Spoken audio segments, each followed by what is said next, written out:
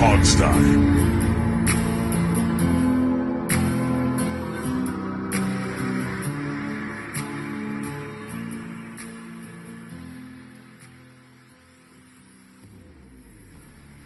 Hello to everybody out there in the wonderful world of the Hogsty. Welcome to the show. It is Alex, it is Steve, it is Dave, and we have a jam-packed show. Of course, it's a jam-packed week in the non-football world. We can talk about some of that because today is one of the more important days. Of course, it is. We're recording this on Passover, on April Fool's Day. First time those have ever overlapped that I can remember. I really Passover wanted and to April play. Fools. Yeah. Well, also, I mean, and Good Friday is Friday, and it's Easter Sure, weekend, and sure. that's Right. connected Well, also. because Because those always Easter, come after Passover, right? yeah, but it's not always the same week, and Easter is connected to some like Greek moon Pass or something. No, it's connected there's to some moon. Passover, which is well, it's a lunar holiday. Yeah, yeah, Yeah. some Yeah. yeah. It's connected to Passover. Literally, it's what it's about. But Passover and Right. Easter never are normally in the same week. I don't believe. Is what I'm saying. Yeah, they usually are. No, they always are. Are Yeah. you sure? Yeah, Yeah. absolutely. They're We you just guys don't don't align it. yeah, We don't align it to the actual lunar calendar, which right. it's followed by the Jewish side. We always go that weekend after. Right. It's always the weekend after. Yeah, that's why it fluctuates. It's never the same Right. time every year. Yes. Well, regardless, happy. I don't But know if happy Passover is the right way to say it, but happy no, it's Easter to happy everybody. Passover. I wanted to It's play when 10 God really spared you. good It's when I God wanted spared to you play all. 10 really good pranks on people, but I couldn't find locusts. Very Oh hard to God. get a swarm of locusts. Uh, and that last prank is a doozy. Yeah. I live in South Texas, so we might have a swarm of locusts down You, you, here, you easily Texas accessible. gets the 10 plagues every year, and you guys don't think anything of it. It's very strange. Of course, the other big thing that happened today, non-football related, worth mentioning though, because I'm a nerd, they launched the Artemis 2 today. The first launch to go of a spaceship that's going around the moon in my lifetime, in your guys' lifetimes too, technically. Yes. Technically, Well, yes, Yes. absolutely. yeah, Oh, because 55 years ago since they've done this. Yeah, I have a So, question. yeah, Not that either of you can answer this, but see, NASA. I know someone who works in this world, mhm. and essentially NASA has lost slash forgotten the technology necessary to go to the moon. Hence, the redevelopment of Artemis is sort of Sure. revalidating what we did 60 years ago. To which I naturally said to this person, "Don't we have this? Didn't we have this technology in the 60s?" And his basic answer was, "We've lost it." And so we redeveloped all this from scratch. And so we're proving something we proved 3 generations ago. And all of it apparently is what it really is a preliminary to go to Mars because we don't Sure. really actually need to go to the moon Right. to prove well, anything. actually, if they do what they want, technically they want to establish a place on the moon first. That would be our launch off onto Mars. They That's don't what they really need to technically do that. They want to don't do. need That to they do don't that need though. to. They don't No. need to, but it'll be logistically a little easier for them to go stage one, hit the moon, satellite over Because there, Right. because like the and moon then go is from not there. humanity cannot move to the moon. No, no, no. And we've I already mean, proved everything we already know everything we need to know about the moon, basically. we haven't found the cheese yet. That's the problem. Yes. Maybe we're some still people actually accept that we have in fact been to the moon if we do it again this time. yeah, that would also help. There's way too many flat earthers on this planet Yes, there that are. we need to we can't exterminate them. That's not politically correct I would anymore. love to do so. Can Yes, I but you advocate for the extermination of stupid people? Is I that mean, acceptable? there was a guy who did that in the 40s. It did not go well. Yeah, Uh, that's true. Yeah, the you know, extermination thing. Yeah. yeah, mass exterminations were not popular. But I'm Um, talking about stupid people, not like a race of people. I'm talking about well, to be the fair, dumb he ones. also had stupid people on his list. Yeah, but it was fundamentally one Yeah, certain yeah, group I of know. people though. Right, I'm right, I'm equal opportunity right. of amongst all different types. If you're dumb, I'm Well, just just maybe stupid people. Yeah, yeah, that's what I'm saying. right. And we'll I'm not see. even saying exterminate them. I mean, because that's a bit cruel. Maybe we just fly them to the moon and just leave them there. How I about mean, we that? got to set up a colony, like at some point. And Well, we need to so we can uncover the Dyson sphere that lies underneath the surface of the moon itself. oh, sure, yeah, that I makes want to sense. find the Martian aliens. I mean, you've never seen Moonfall? I I have have not. seen Moonfall. There's I've it zero was the physics applied to stupidest that one. movie ever made. Such a I, I've never even heard of Moonfall, okay. actually. Steve, the plot is aliens actually created the moon as a weapon to destroy the Earth, and it's been laying dormant for billions of years. No. That was created to go out and find other planets, to seed the planets, because they were That's actually right. our ancestors. Now there was an AI, artificial life form, inside that kept trying to destroy the Dyson sphere, Right, and that didn't happen. This And seems a actually, bit and then far-fetched. the oh, it's moon absolutely flies at the far-fetched. Earth and tries to destroy the Earth. Yes, It's a thing. yes, Um, yes. yeah, terrible movie, badly acted, I just mean, awful. look. The dumb people can stay. Okay, fine. I don't. I mean, it's just they're Well, frustrating. So we can like steer them into one part of the. We'll put them all in California. I mean, but half of them are there anyway. Now, I, actually, at my work, we have a guy who is, I mean, just 100% into the flat Earth, and the way he comes across with the actual physics, or the actual, it's the way he speaks and how he comes across it. For someone who's just a layperson, doesn't understand much of that jargon, he can be very, very convincing, especially to the highly uneducated. So there are people stupid out and there that believe this. confident is a powerful combination. It's how people get elected to office and how religions are I created. would argue 3/4 of Congress is stupid and That confident. I literally just That's a said low number. Yeah. That's a low number. Yeah. Stupid plus confident equal government plus God. Pick your poison, you know. All right, let's switch gears here. There are things to talk about with the team. Oh, but I think just me, very pro. I got choked up watching the launch because I'm a nerd. So I pro going back into space. I wasn't aware of that Yes. about you, Alex. Yes, I know it's shocking. Trust me, I'm with you there, Alex. I would love the fact we're getting back up there. Yeah. I'd like to announce that I have been selected as an astronaut for the Artemis 3 program. Actually, with your height, you guys would be a cost savings because you weigh less, and you're gonna take up less room. Well, the way less part, I kind of ruined that part. Oh well. Because Dave is 4'10" and fat apparently, and so I'm, But still, you take I up will less be a room. part. That's also a good thing. I will be a part of the Artemis Yeah. 3 mission, and I will be going, around the moon. Yeah, Artemis 3 does not land. I think it's Artemis It goes 4 that around lands. the moon. Yeah, Artemis 4 lands. Yep. And then I would assume I will be selected for Artemis 4 as well, since I'll have the experience on Artemis 3. Well, you have to be on 4 so you can set up the new Hogstye lunar headquarters. office up there. Yeah, lunar headquarters up there. I mean, man. we have a lot of Hogstye offices in a lot of places. So I'll set up we'll do an episode, I'm at the Hogstye lunar office, Right. Right. We're going to have a heck of a time syncing up the audio, though, I'll tell you that. It'll be almost as bad as when Dave freezes. Almost. I'll get Elon on it. Let me call Elon. All right, let's talk about some of the stuff that's been going on with the team. This is and by far league. the dumbest intro conversation we've ever had. Vamping, Steve. It's called vamping. And it's actually the smartest. We're talking about NASA. Come on.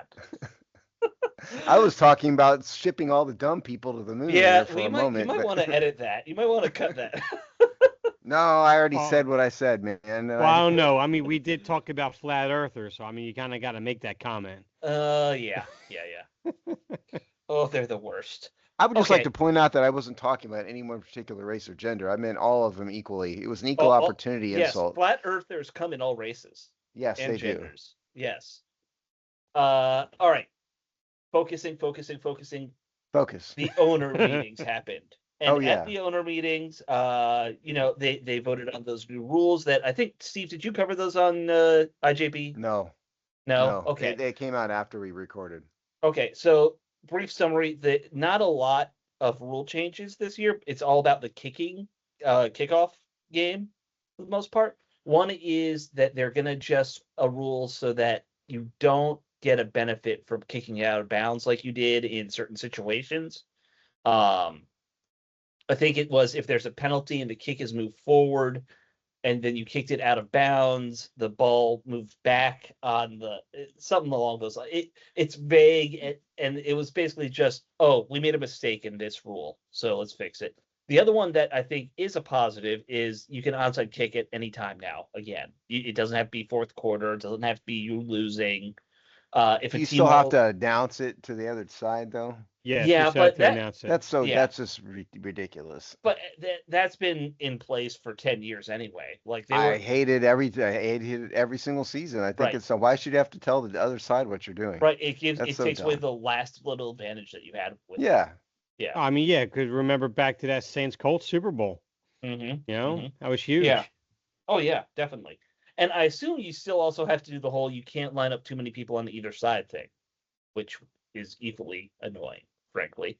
The onside kick is the one thing they don't know how to fix at this point. Well, I mean, and honestly, I don't know why people even do it. It never works, Yeah. ever. I think It it's a would be 3% chance. Yeah. it would be have more of a chance if you didn't have to literally tell the other team you're doing it.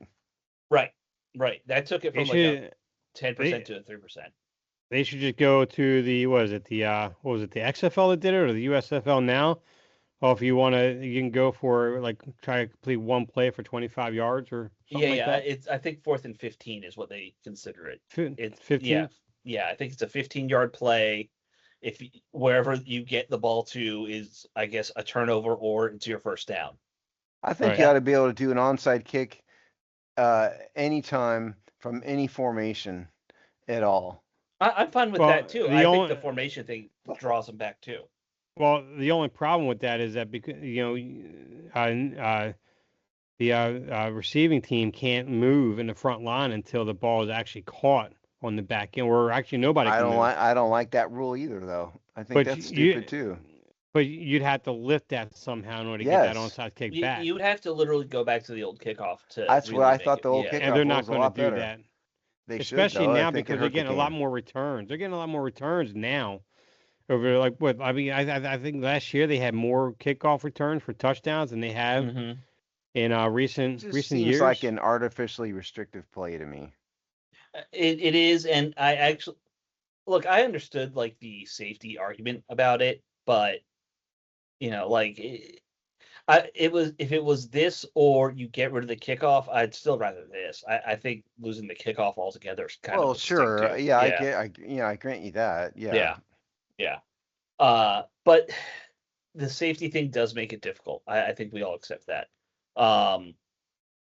All right, so those were the only real rule changes. The thing that was interesting is that, obviously Quinn was there because they do that thing where all the coaches get together and meet and they talk about the rule changes. Uh, Obviously, Adam Peters and Josh Harris are there.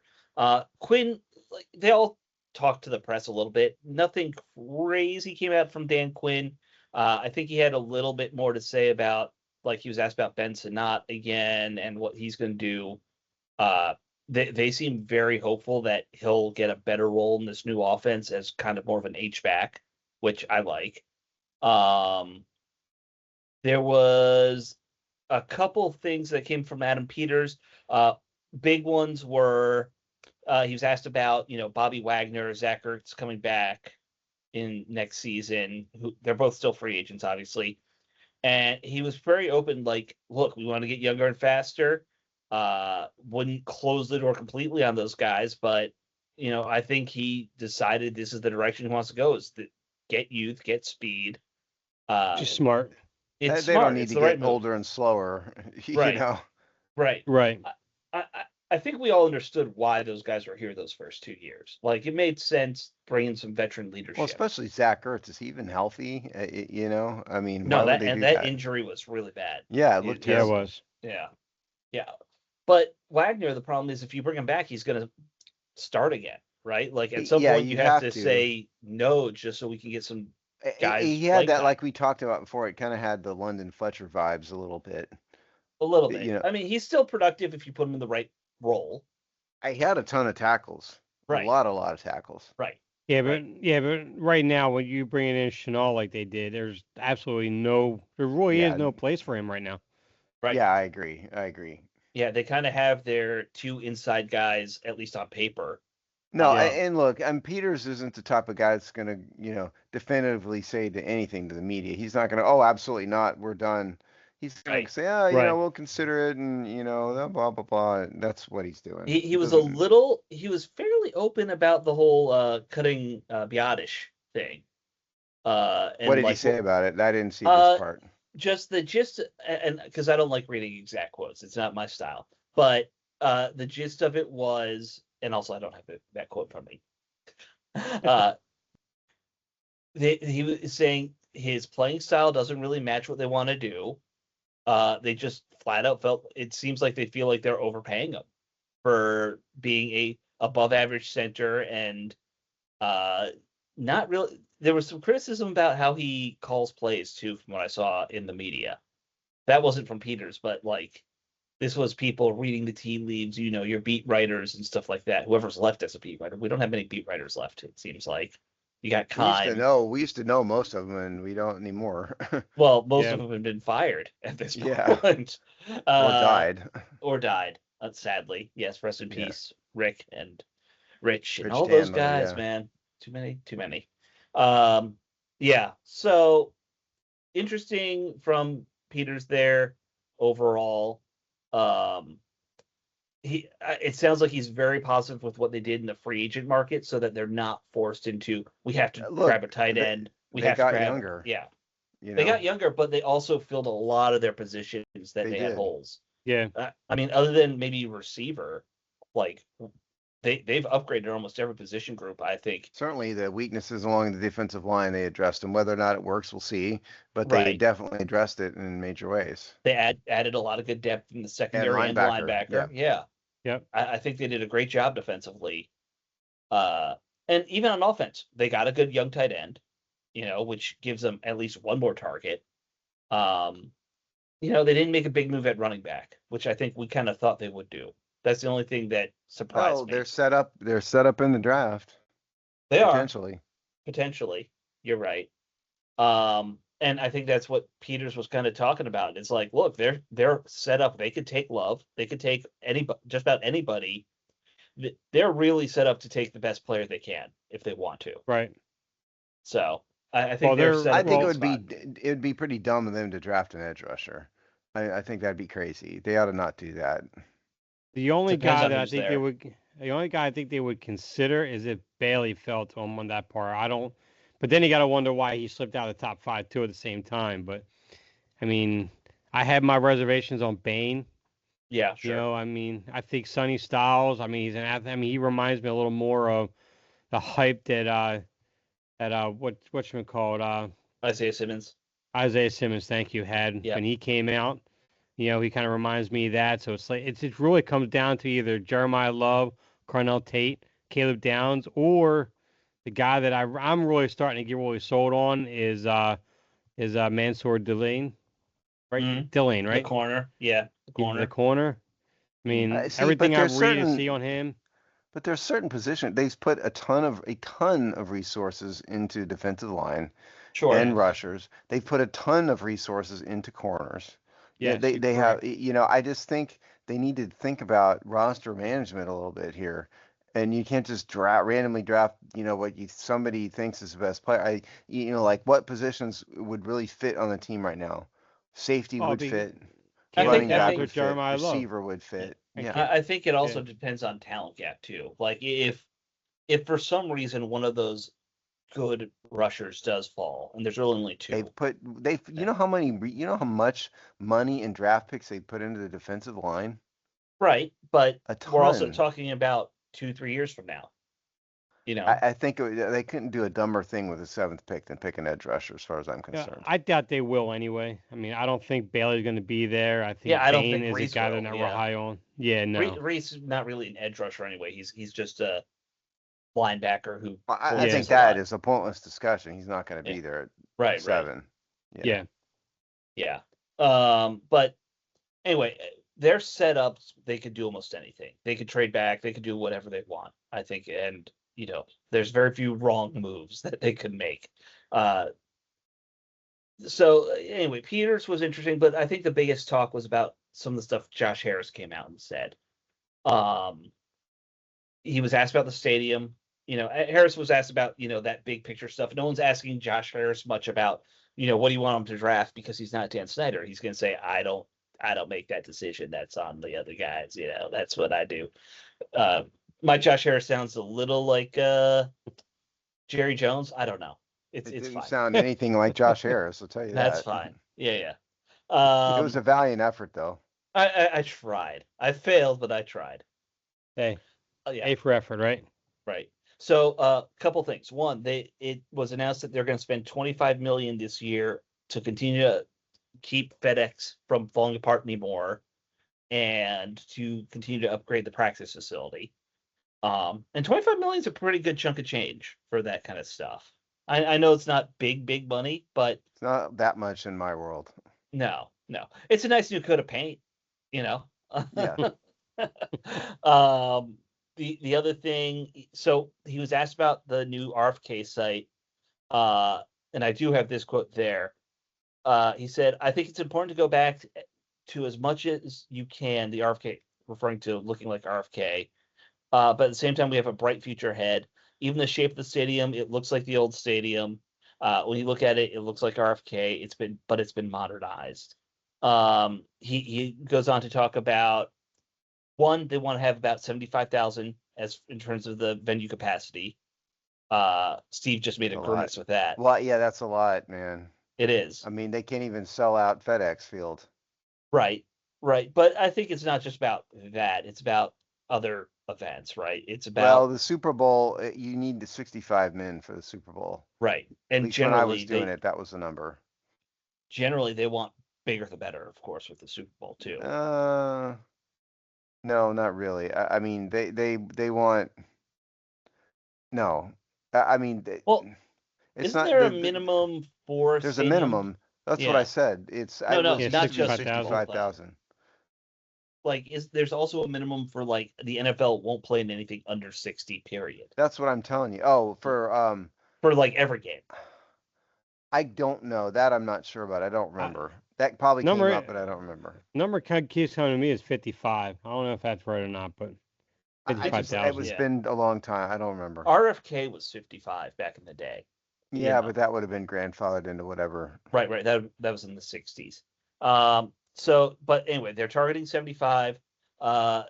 He said something vague about we're going to have a really cool scoreboard or something, which people are trying to figure out what that means. And it's a scoreboard, guys. It's not that hard to figure out. Not that cool. Yeah. Right. I mean, look, I am into scoreboard technology more than most people. I've actually sat on lectures about new trends in digital video walls and transparent video walls, which is the new thing now. And if they don't have a transparent video wall in this, they screwed up. It's that simple. You should have the entire stupid ceiling should also be an LED video wall. If anybody really care, just don't waste money on something dumb like that. No one really cares. I'm just saying, like, you care. I'm a nerd. I pay attention. Yeah. No, if I had my way, there would be no scoreboards. I think you should be focused on the game and not distraction-y nonsense. Well, you have to have a scoreboard. You have to know what the score is. You technically have. Otherwise, you're going to have everybody staring at their phones all the time. Right. No, if anything, the jumbotron aspect of it. Maybe you don't need something of that massive size. Right.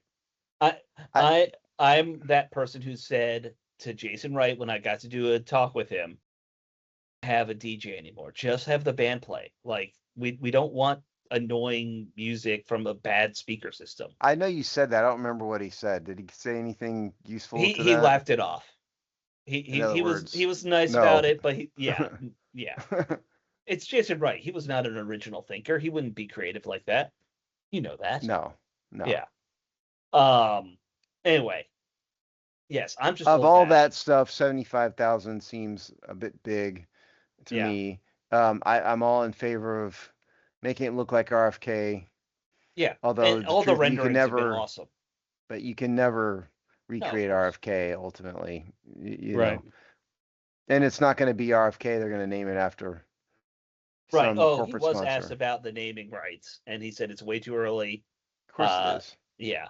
Yeah. And I know people got all uppity about the fact that Donald Trump spouted off something about Trump Stadium a couple months ago. Listen, folks, that's just Donald Trump spouting off the first thing that comes out of his head. He doesn't mean that. There's no chance the stadium's going to be anything of the sort. No, it's going to Right. be named after some It corporate name. Period. it's End going to story. be 4 years from now. He won't be around for it. So, Right.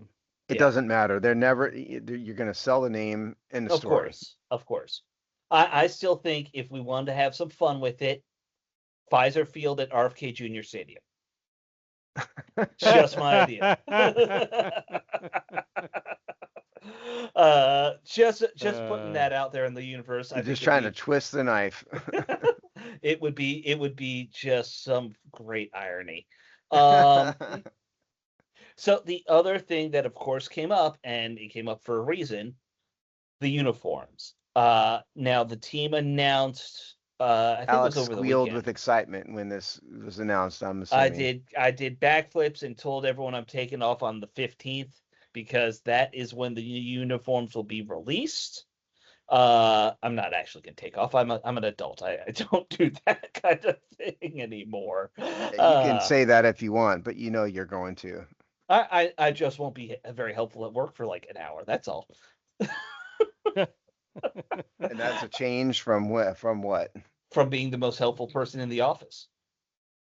So Okay, we'll go with that. Sure. yes, yeah, we'll go with that. Anyway, so yes, they announced that on the 15th they're gonna do the official unveiling of the new uniforms. Now, it's not a big surprise with the direction they're going.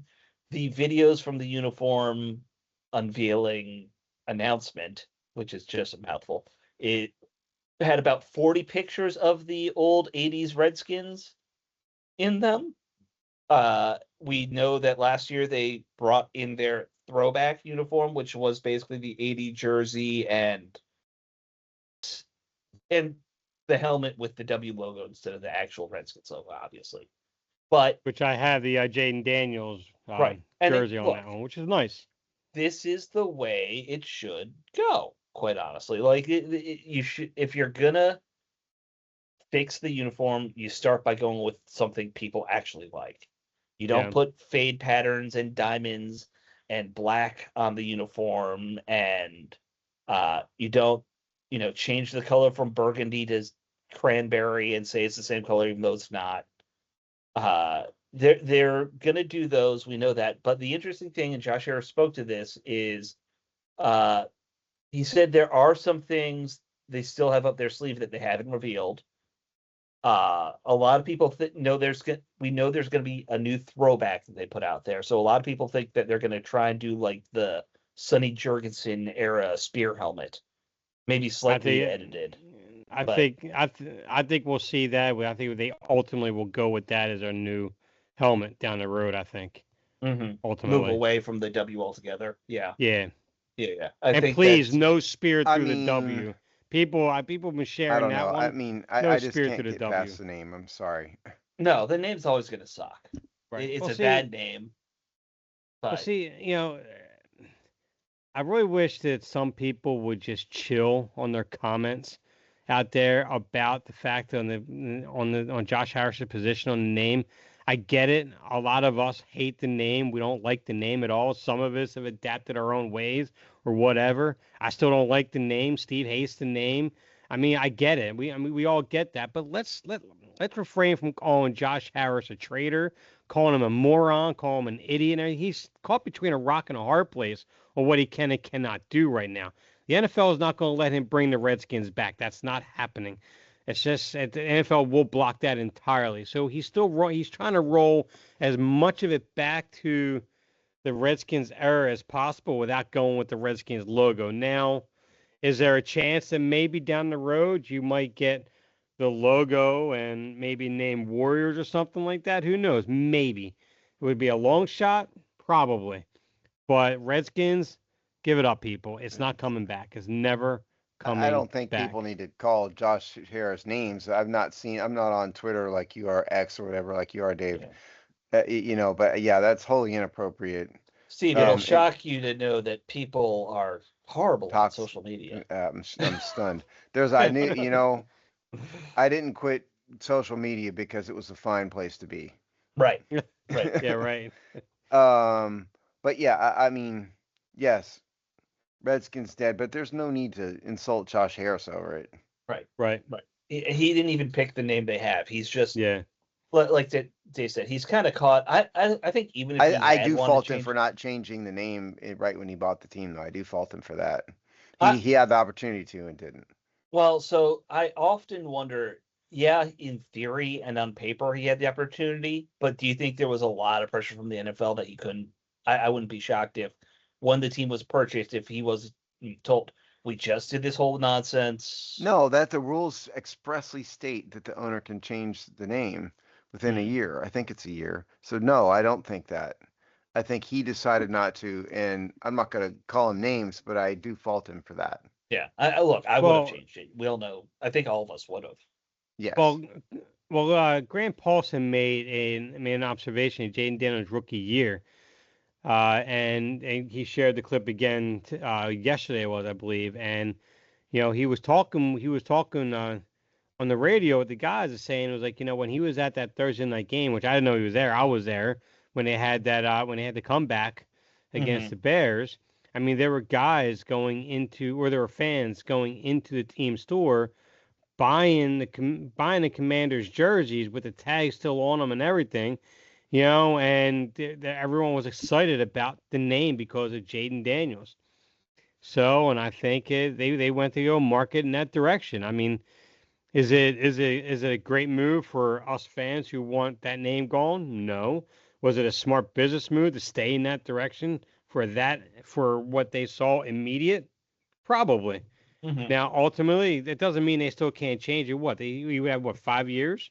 He has to No, stay no, with it it's now or whatever. No, I don't think it's 5. five is the uniforms. He had a 1 year window Yeah, where it he was a could have 1 year. But changed it. I think what actually it is, you make a good point, Dave. I don't disagree with you. But I think that what it actually is, it costs a lot of money to change names. Okay. Yeah. Right.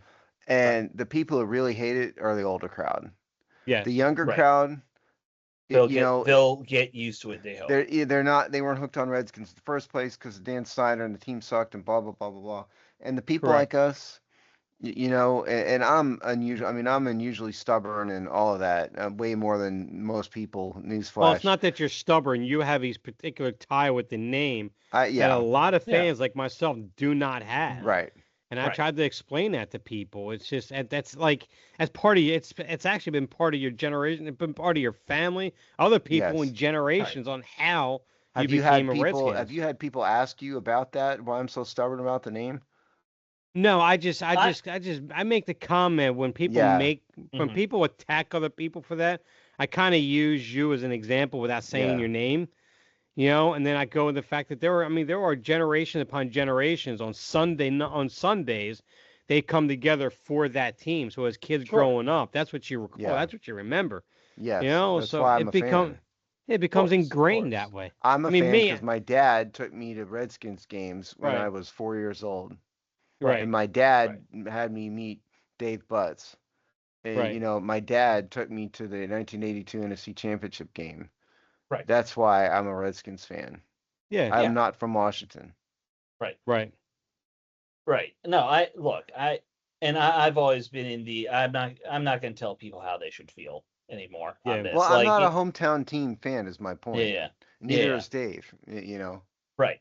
I'm the one of us in this group that does the hardcore, like, you root for your home team thing. That's Yeah, just who I am, and I personality respect that. wise. Yeah. Yeah. The only people I don't like are the bandwagoners. People who, change their allegiances to whoever's like the good team, or like they're like, oh, look, I like the Dodgers or the Lakers, because they're always spending the most money, that kind of thing. Yeah. Well, see, people probably think that of me because I was Well, you're not a formerly Cowboys fan, well, I Steve, so was it's fine. formerly a Laker fan and I'm a Dodger Right. fan, but people need to understand that all of that happened because I Because you lived in Los live there. Angeles. I went to Dodger games. Right. My favorite player was Steve Garvey. It Right. helps that your childhood windows of your time here in this area and in LA, the teams were very good in those chunks. Yes, absolutely. Yeah. You Had a bunch of not Hall of Famers on the Dodgers, Fernando Valenzuela, all kinds of right. people. Right. Same with the Lakers at the time. You didn't Yes. become a Clippers fan, even though they were right No, there I too. remember, Magic Johnson's rookie year. I watched it live on local television. Right. Right. No, I was teasing, but you can buy that honestly, Yeah. for the most part. Yeah. But I quit the NBA entirely because of their political stances, so I don't watch the NBA anymore.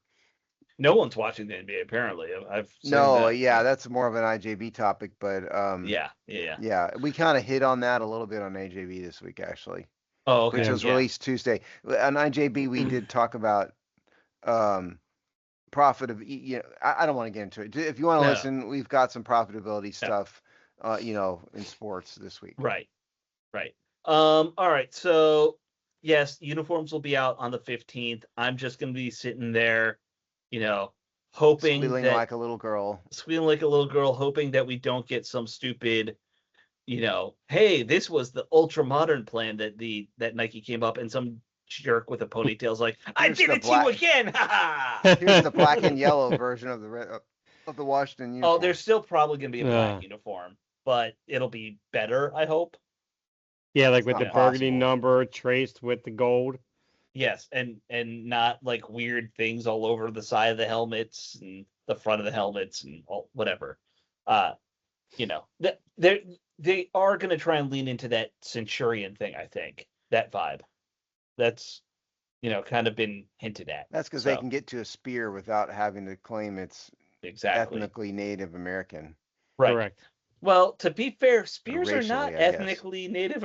Spears kind of come from That's what I get it. I know, I get it, but that's the point. Right. They're associated with the Redskins because the spear was on the helmet decades ago. Right. But Native Americans did not invent spears. No, which hence the reason they can associate a spear with a centurion. Right. It was this guy named Grog. He sharpened a stick and said, "Look, pointy stick." And that was the first spear. His name was Grog, huh? Yes.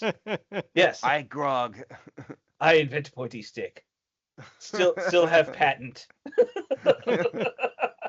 No, he doesn't. No, he doesn't. There's a time limit.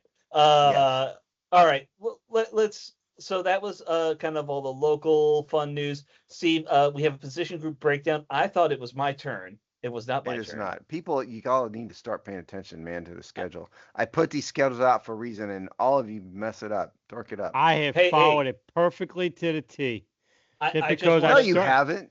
Just because I started off with a 2025 schedule, I still followed the schedule. You went in the entire wrong schedule entirely. Okay, I'm gonna. I follow the schedule in that I make sure mine is ahead of schedule. Yeah, you do yours ahead of schedule. Okay, so we're doing safeties this week. This is this series is our annual attempt to do some draft previews for you guys. We do it by position. No one from Tampa did the safety group this year. It's published. This is going to be published on Friday, so it's not out yet. But I'm going to kind of whiz through this here because we got some other stuff to talk about. So the safety class he's describing as versatile and athletic, not quite as deep. But obviously, the big one here, Caleb Downs is a day one pick. He's getting some comparisons to Sean Taylor, 6 foot 205 from Ohio State. Definitely an option for Washington in the top of round one. Right, and so almost definitely will be there at 7. Yeah, I mean, and so in the column, which isn't published yet, no one is citing a tweet or is it a post now from ML Football that says Caleb Downs, quote, Caleb Downs, one of the greatest safety prospects in NFL history. And it's got some video and everything. So that's that. Next, he's the day 2 guys. He's got a bunch of them. Dylan Thieneman from Oregon, AJ Halsey from LSU, Emmanuel McNeil-Warren from Toledo, Kamari Ramsey from USC, and then Michael Toffee from Texas. All those are the day two guys. I would point out that Thieneman ran a 4.35 40 at the combine. Yikes, that is fast for a That safety. that is really fast for a safety. That's corner speed at safety. Yes, exactly Yeah, right. That's yeah, fast corner speed. yeah. AJ Halsey had 10 interceptions, that in college, so that's something. Um, so the day three guys he's got listed here are Keon Scott from Miami, Bishop Fitzgerald from USC, Bud Clark from TCU, Jalen Husky from Maryland. Those four, those three, Scott, Fitzgerald, and Clark, are sort of day two, day three, and then the definite day three guys: Jalen Husky, Deshaun Singleton, Lewis Moore, and VJ Payne. So there's some of the notes, and you can Mhm. read this. It'll come out on Friday, so you can read his column then. So there you go. There we go. Um, yeah. Look, I think let's focus on obviously at 7. If they ended up going safety, I don't. I know Steve, you're in like they spent a lot of money on defense in general already, but would you be mad about that pick? No, because I think they haven't done that really with safety, and they don't have like clear and obvious. This is our star safety. Right. They've got They some brought in one guys. guy. Yeah, yeah. Yeah, but they didn't bring in some big name. I mean, think about their safety group: Right. Percy Butler, Nick Cross, Will Harris, Dortavius Martin, Robert McDaniel, Tyler Owens, Jeremy Reeves. Jeremy Reeves being more of a special teamer. So that's not, and Martin is not an asset that this outfit, this leadership group drafted. Right. You know, so no, I don't think the same way about this. So I would be fine with Downs. Particularly if he really is, a Sean Taylor type of guy, that level. I've heard a lot of Hamilton comparisons, the safety in Baltimore too. One more Uh, quick Yeah. note I meant to leave out, by the way. So, Sonny Styles, right. linebacker, he's got a brother, Lorenzo Styles, who is a safety who's like undrafted free agent territory, but he ran a 4.27 40. Wow. So, Wow, yeah, that's crazy. fast. Yeah, so I Fast, wanted to mention fast. that. Now I'm done. Yeah, yeah. Myself, I mean, Caleb Downs is still my favorite player of the draft. He has been since day one. The only shift I've kind of made a bit is if I Jeremiah Love was there at 7. Mhm. He's probably the only guy I would take over Caleb Downs. Caleb Downs is one guy that, I mean, he could play center field. He could play up in the box. He's a guy. He's a captain on the back end of that defense. He goes sideline to sideline. He's very, very good in terms of recognition on the field. And I mean, outside of him, Jeremiah Love. I know. I mentioned Mansour Delane earlier. Right. But I mean, still, Caleb Downs would still be my number one choice for this team if he's sitting there. If he's sitting right there, by You far. take him over the running back. I would take him over the running back Okay. because what he does on the back end of that defense, because they've addressed the edge, they've addressed the defensive tackles fairly well, they've addressed the linebacker. I mean, now you put Caleb Downs back there, that defense I think is ready to challenge to be a top 10 unit this year. Easy out of the gate with Caleb I Downs. mean, my problem is I don't disagree with you that he's, I think, the best realistic prospect in the draft that would be available, could possibly be available to Washington Mhm. Downs. My problem is, I mean, I think the running back position is A bigger almost in need. crisis. Yeah, No, that's considering Yeah. fair. Yeah, I because we're agree. about to get Yeah, into Jane Daniels and everything here in a second for the Sure. last topic of the yeah. day, and I think that's just critical for him to have a running game, Yeah. No, a I Look. big running agree. game. And if they go with Jeremiah Love, I'm two thumbs up with that too as well. I Yeah. won't lose any sleep over that. Yeah. Which, Look, I have no problem with either of those yeah, picks either. Like yeah, I right. think we were talking about it at other points in the show and before the show even. Like I'm probably more okay with some of the defensive edge rushers still than Steve is. That's fine. But like we don't have to get into all that now. Uh, since we were talking about the brother of a famous football player, let me mention that Sean Taylor's brother, Gabe Taylor, is actually playing football in the UFL right now for DC. So Oh that's a fun, wow. yeah. Nice. They brought him onto the defenders. He's a special teams guy because he's tiny. He's 5'8", a buck 88. So he doesn't do a whole lot of like starting right now, but he is, you know, here playing. Wears 21. So fan favorite just by default because he's Sean Taylor's little brother. I always So, regret Right. that I was too lazy to head on over to Rice and pick him up for an interview with us. yeah, So just take him I out for always some wanted food or to. something, you know? No, I could have called the athletic Right. department PR people and see if they would have set it up. I just didn't.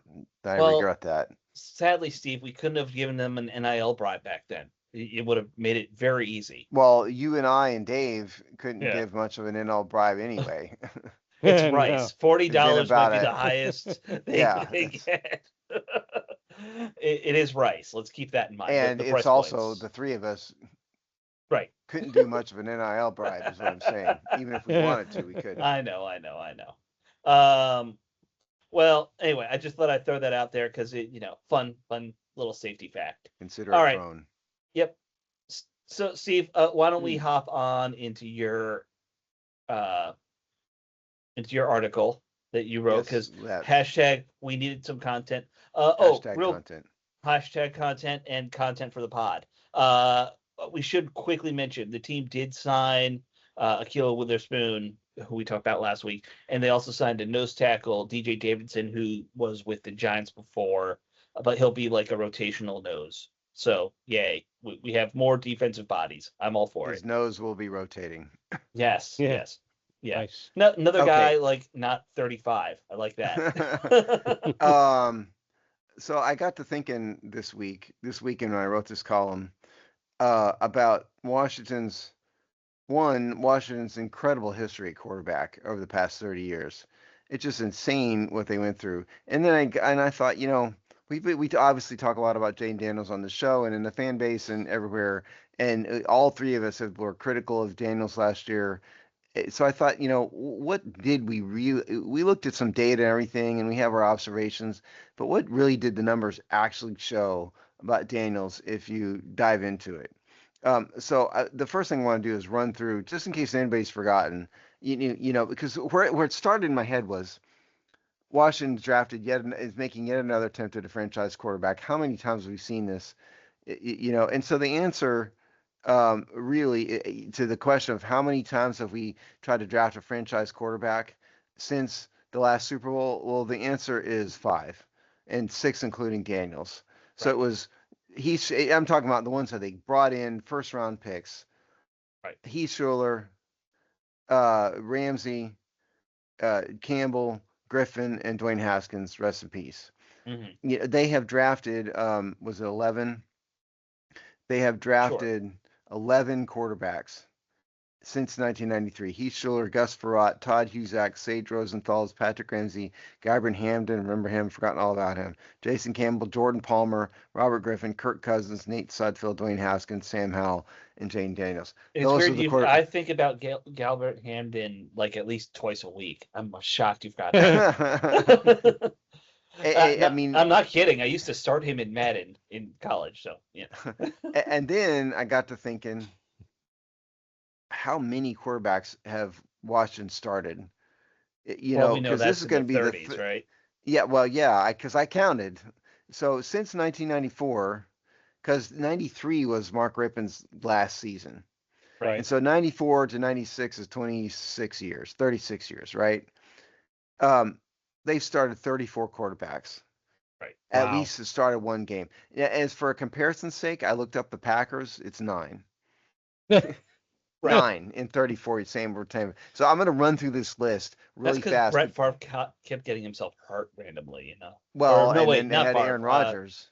Yeah, no, Favre didn't get himself hurt. They That had was Aaron Rodgers, and then they had Brett Favre. Jordan Love. right, Yeah, And Jordan now Love Jordan now. Love. Right. yeah. Okay. So I'm going to run through this list. Really, I'm going to read them all just because I think it's fun. And there's going to be some names in it everybody's forgotten. So are you ready? Okay. Here we go. Fast. Heath Sing Sherwood it. Gus. Start in 90. I don't sing. Play guitar. Don't sing. Um, Heath Schuler, Gus Frerotte, John Freeze, Jeff Hostetler, Trent Green, Brad Johnson, Jeff George, Tony Banks, Danny Werfel, Patrick Ramsey, Shane Matthews, Tim Hasselbeck, Mark Burnell, Jason Campbell, Todd Collins, Donovan McNabb, Rex Grossman, John Beck, Robert Griffin, Kirk Cousins, Colt McCoy, Alex Smith, Mark Sanchez, Josh Johnson, Case Keenum, Dwayne Haskins, Kyle Allen, Taylor Heineke, Garrett Gilbert, Ryan Fitzpatrick, Carson Wentz, Sam Howell, Janis Daniels, and Marcus Mariota. Those are the Washington's starting quarterbacks of the last 34 years, which is Wow. really, really, really pathetic. The Yes. the only one that I don't remember watching, and I think I blacked him out, is Garrett Gilbert. Like, sadly, I can The visualize COVID passes year. by all but him. I'll tell you, I had forgotten about seeing these names on paper.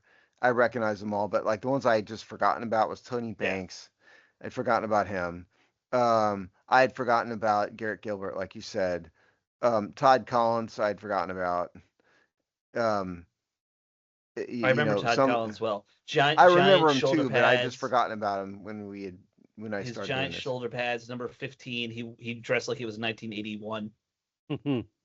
I didn't go through the effort of looking up data and all that for these. I just wanted to Right. run through it. And so the other thing I did is I went through and then and said, let's count the number of quarterbacks that the Washington signed to be a franchise quarterback. And of that Right. group I just read, Right. Right. and this is subjective, okay, but what I came down with was Brad Johnson. This is the quarterback I think they came in not to be a temporary film, but to be the Right. franchise quarterback.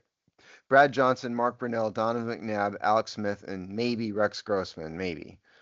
I would add Jeff George to that list because he was brought in to be a franchise guy. Yeah, I mean, I mentioned him in the It column. blows I up don't, royally, but I didn't include him because for me, I think that was a Snyder thing, not a coach's thing. fair. But sure, if you want to, so there's 5 draft picks, and then 1, 2, 3, 4, 5, between 5 and 7 free agents signings, depending on how you look at Grossman and George. So there's Sure. somewhere between 10 and 12 attempts at franchise quarterbacks prior to Jaden Daniels over the past Hmm. 34 years. In other words, once every 3 years, they're taking a shot at it again and again, failing every time.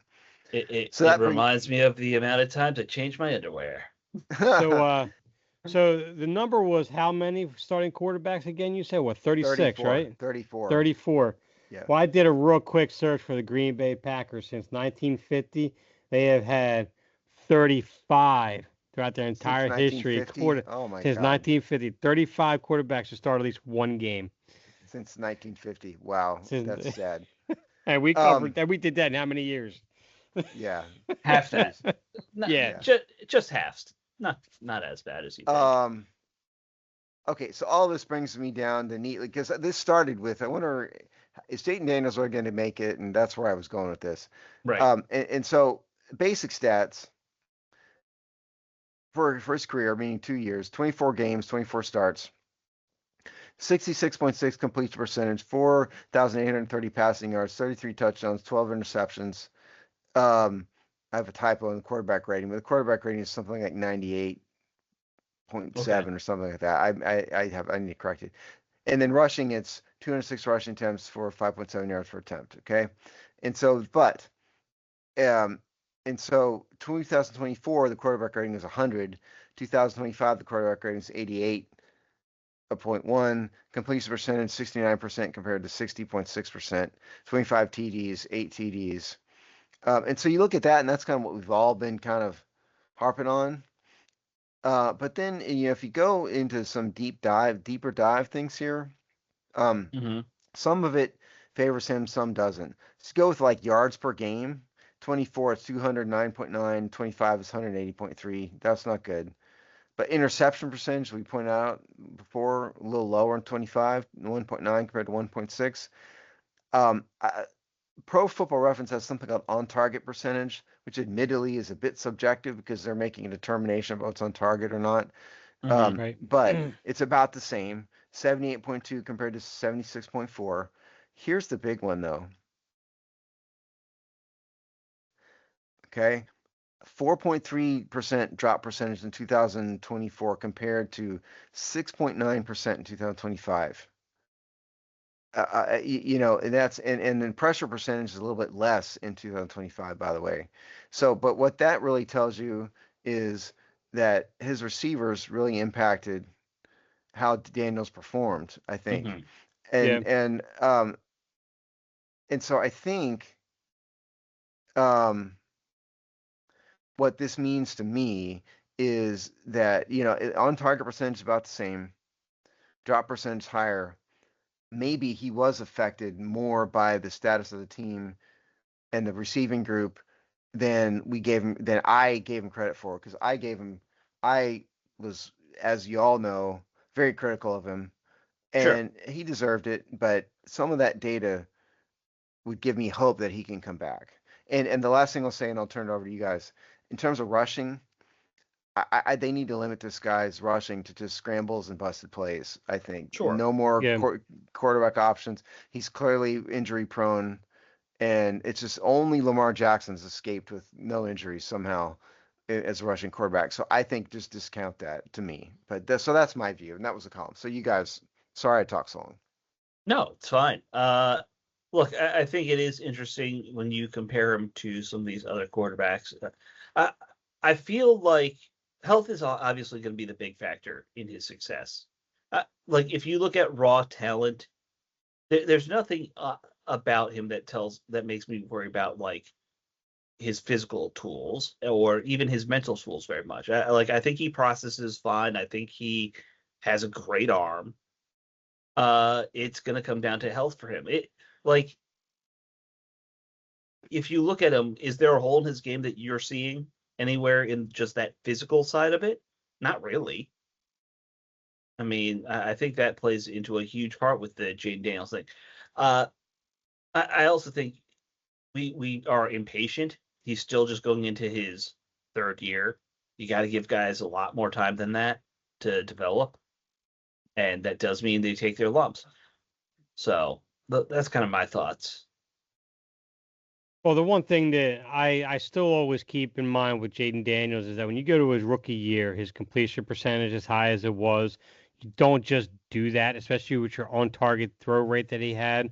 You don't Mm-hmm. just do that if you're an average quarterback. I mean that's impressive numbers. But what stands out the most to me is I believe in that year he had 4 or 5 come from behind wins that year. Right. Two or three. Oh, you're muted, Steve. You missed that. Oh, so I think it was 4. I didn't put it in the column, but I Okay. believe it was 4. Okay.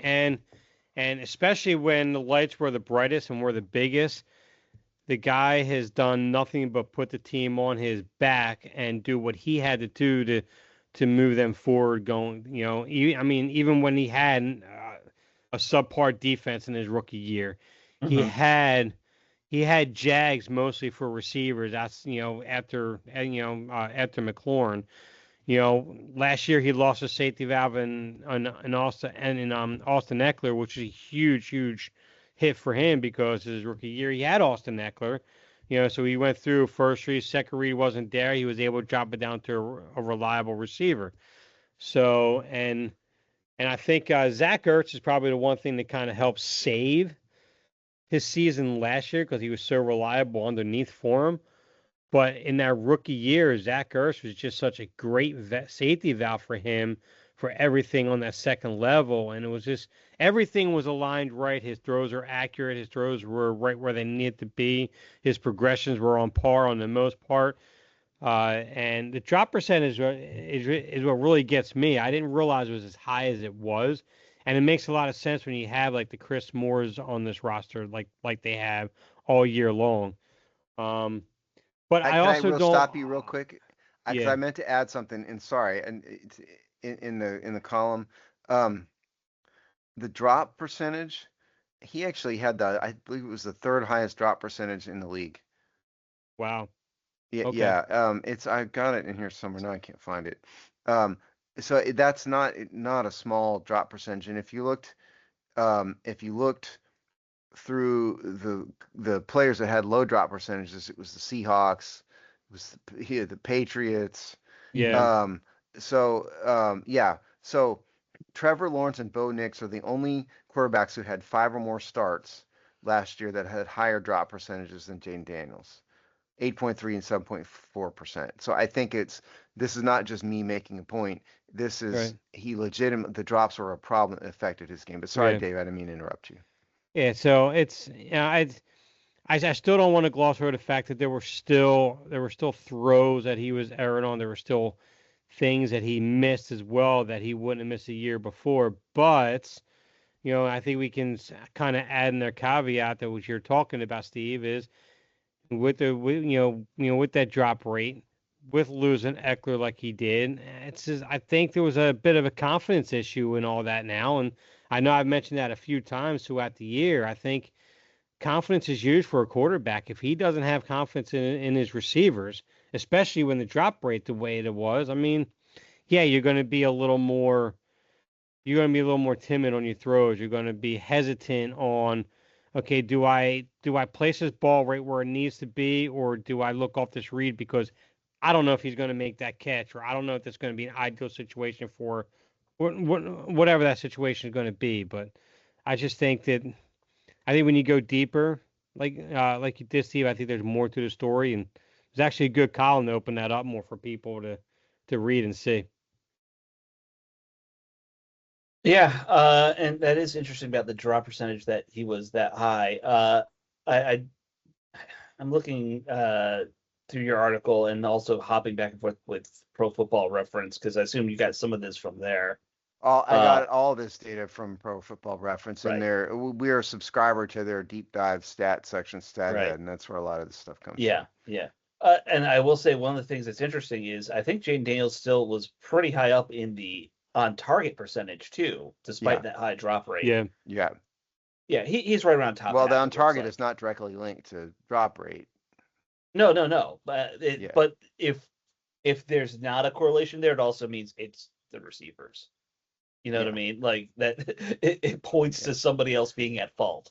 Is So I guess my what I'm point saying. here is that I think I was probably a bit too hard on Daniels in the moment. I'm not Mhm. saying that we didn't see what we saw because Dave, you made the point. I'm not going to back off. He made some decisions that he wouldn't have made as a rookie, but I do think some of these numbers should give people hope that if they can get better receivers in there, and even receivers that he's comfortable with and he knows, rather than a bunch of random Mhm. guys they've found on the street. Which is I think probably that, one and reason why they brought De'Ami Brown back, because he had good yeah, chemistry with him. Yeah, right. And despite that's the it's no wonder the drop statistical. percentage Yeah. was so high when you got a bunch of Jags like that, and they get a Yeah. running game in that can help him. I think it'll go a long way. That was the point. Yeah. And by the way, we spend a lot of time on these columns and stuff. All of us who write these columns. I mean, Alex, you write every once in a while, but I mean, Yeah. and so we're there. We're there just to provide you guys information, and please check them out. Yeah. Yeah. And especially Steve just loves doing stats. So, uh, like people should pay attention to those if you're a I big think I stat can nerd. honestly say I've not missed a week No, I don't ever think you since we have. started doing No. this. Well, again, it's something you generally enjoy doing, which also plays Yeah, I'm a into good it. writer. It's kind of my Yeah. thing. Yeah. Um, yeah, Jay Daniels is definitely middle of the pack on all those accuracy stats and the advanced analytics now that I'm looking through them. Yeah, the columns are a lot of fun if you like that kind of thing. Speaking of stats, Steve, I know we're out of time. Your favorite show is, or your favorite website is going under, it looks like. Tragedy strikes. PFF. Yeah, I'm yeah, crushed. yes. I know you're a little emotional, a little choked up. So, Yeah. yeah, I mean, the fake stat site is yeah, dying. that everyone worshipped. Just They worshipped.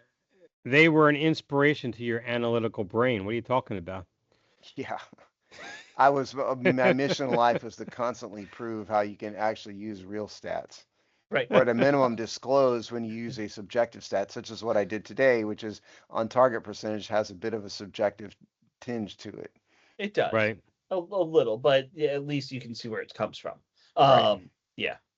Yes, your hatred of PFF is equal to why we did the podcast. Where we're like, oh, we could do better than that guy who just got a Yeah. radio show.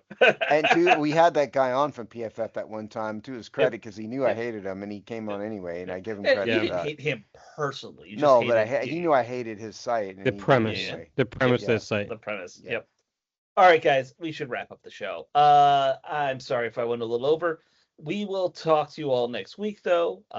See you then. Later. I love PFF.